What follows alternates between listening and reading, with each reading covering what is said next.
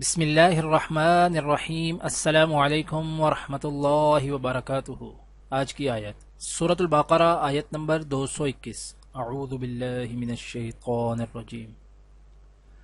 ولا تنكحوا المشركات حتى يؤمن ولأمة مؤمنة خير من مشركة ولو أعجبتكم ولا تنكحوا المشركين حتى يؤمنوا ولعبد مؤمن خير من مشرك ولو أعجبكم أولئك يدعون إلى النار والله يدعو إلى الجنة والمغفرة بإذنه وَيُبَيِّنُ آيَاتِهِ لِلنَّاسِ لَعَلَّهُمْ يَتَذَكَّرُونَ۔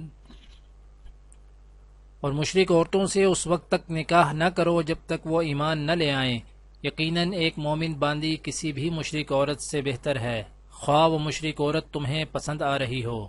اور اپنی عورتوں کا نکاح مشرک مردوں سے نہ کرواؤ جب تک وہ ایمان نہ لے آئیں، اور یقیناً ایک مومن غلام کسی بھی مشرک مرد سے بہتر ہے، خواہ وہ مشرک مرد تمہیں پسند آ رہا ہو۔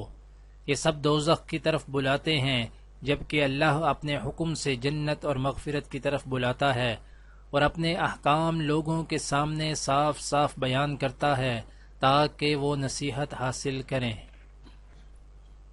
آج کی دعا۔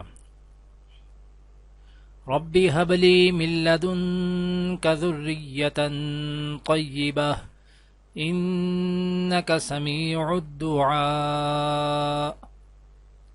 پروردگار اپنی قدرت سے مجھے نیک اولاد عطا کر، تو ہی دعا سننے والا ہے۔ آج کی حدیث۔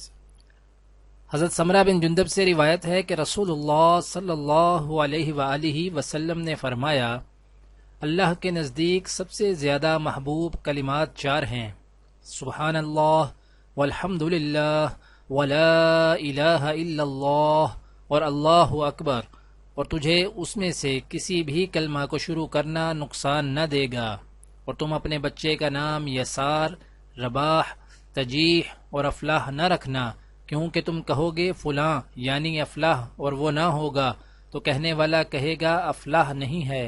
اور یاد رکھو یہ الفاظ 4 ہی ہیں، انہیں زیادہ کے ساتھ میری طرف منسوب نہ کرنا۔